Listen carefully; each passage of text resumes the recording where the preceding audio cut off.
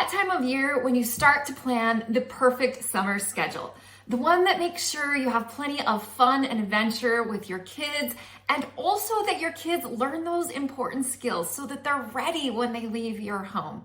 And at the same time, a schedule that makes sure it doesn't take so much energy from you that you end up an exhausted, cranky mom. So you know how it goes. You figure out which day is each theme or what time of day everything happens. You've got the perfect chore chart, everything's set, and then 2 weeks into summer, things start falling apart. That activity that was planned didn't happen, and the chores that were supposed to work so well aren't getting done unless you get cranky. By the end of the summer, you're starting to wonder where the weeks went. What if the problem, that one thing you're missing in your schedule, actually has nothing to do with your kids? For me, I have addressed this year after year. Every year I come up with a brand new plan that is bound to work this time. I fix the problems from last year. I talk about why it matters with my kids. We come up with a plan together, and every year it works a little better than the one before, but without fail, at the end of the summer, I'm left feeling regret, wishing things would have gone better, wishing I would have had more connection, made more memories with my kids. But I realized the problem. The problem wasn't the plan. I kept trying to fix the plan, but that wasn't the problem in the first place. The problem was my energy level. You see, when my kids are in school, I have times for breaks. I have times where there's structure that is not controlled by me. But during the summer, I'm the one that has to hold everything together. I'm the one that has to make sure everything gets done and fix all of the problems and all of the disagreements and motivate my kids that they actually want to do their chores so that we can do the outing in the first place. And so no matter how perfect the plan is, by week 2, I'm tired. And so even though I really want those memories and I really want to do those things with my kids, I start dropping balls. I start thinking, oh, maybe we'll do that outing next week. Oh, he's working and she's tired and wants to play with her friends, so maybe we'll do it tomorrow. Things start getting moved. And then as the weeks progress, this is what really happens. My kids are on their screens. I know that I need to not get them on there so that they can get things done and we can do the things that we have planned. But I'm so tired that I just let them play on their screens a little bit longer. And those minutes add up. And at the end of the summer, what they equal is a lot of lost opportunity. So in a few minutes, what I'm going to show you is what's actually happening in your brain and what was happening in mine. And it's actually the secret to how to make the summer routine actually work without you ending up exhausted in the meantime. So what is actually going on in your brain is that your brain has a, screensaver, if you will. When your brain is not actively focused on something specific, a screensaver of sorts comes up. It's just like your computer. When you don't use it for a while, the screensaver pops up and takes over until you move the mouse.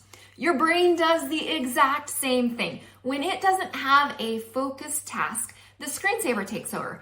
Now, science says that how that shows up in your brain is that your brain starts thinking of the things you actually don't love it to think of. It starts thinking of the past. It starts cycling through that and thinking of, how did that go? Should I have done things differently? I wish that hadn't happened.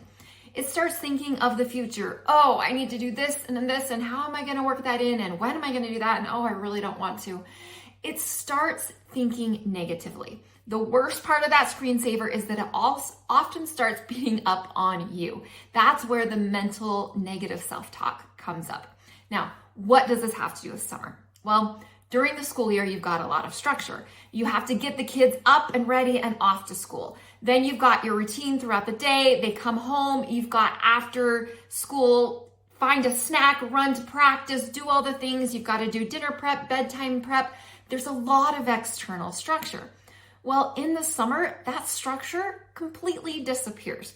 And so what happens is the screensaver in your brain has a lot more time to turn on.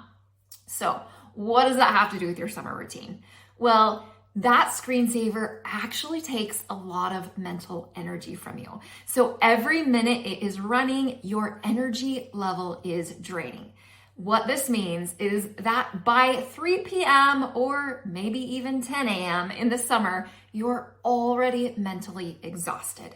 So when you look at your plan and you think, oh yeah, we were gonna go on a nature walk today, or we were gonna head to the park, or oh yeah, we were gonna go on a little outing, you're too exhausted, and that little outing feels like climbing Mount Everest. It takes way too much energy and mental space from you. Not only that, you're thinking, hey, I got to get the house cleaned up. I got to get the kids to do their chores so that we can get on the road. It's just too much energy, and it's the very point where schedules fail. The problem was never the schedule in the first place. It was the energy tank controlling the schedule. It was you. The problem is that you love your kids so much that when you planned your schedule, you thought about all of their needs. You thought about what they need to learn, what you want them to experience, how to incorporate joy, but you forgot to put you in the schedule. You forgot to make sure that the schedule also works for you so that you have fun, so that you don't get drained, so that you have the experiences you need. No summer schedule survives a mom who isn't in the schedule. So what do you do about it? Well, the key is to put yourself back in the schedule. And the first thing you can do is to find a way to make sure your needs are met. When are you getting tired in the day? When do you need some time to yourself? And find a way, even if it's 10 minutes, to put yourself back into the schedule. Now, if you want some support doing that, we have a group called the Inner Strength Circle. It's a group of moms who are actively working together every week to improve ourselves and to impact our kids. We meet every Tuesday and we talk about one simple way that we can help ourselves to be centered so that we can help our kids too. It is a powerful, powerful group of moms. You show up, no cameras, no mics, you learn a simple tool, and then at the end we have some coaching where you can raise your hand and talk if you'd like, and you can talk through those problems that are really showing up in your life. It is a powerful, powerful space, and it's where we go from hearing all the tools and feeling guilty about not doing them to actually showing up in ways that lift the load, fill your energy tank, and give you the strength and the clarity to move yourself and your family forward to the place you've always wanted them to be. If that would be helpful for you, I'll go ahead and drop the link in the description below. Feel free to check it out.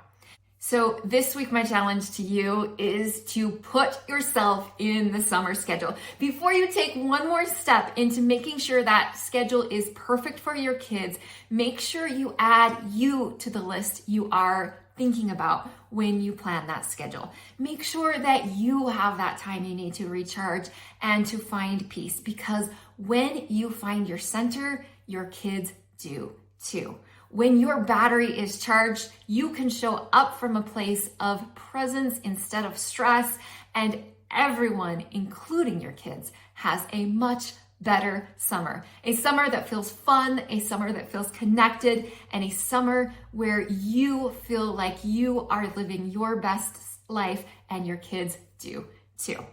One more resource I do have for you, I'll drop in the comment. If exhaustion is one of your worst enemies and being tired is one of those things that sends you into feeling triggered or cranky with your kids, be sure to check in the description for the energy leak checklist. It's a free tool, takes 2 minutes. It's going to give you some powerful insights on those background programs that are draining your energy every day. Because if you can plug those up and your energy tank is running on full instead of empty, it's so much easier to do all of the things that we do as moms.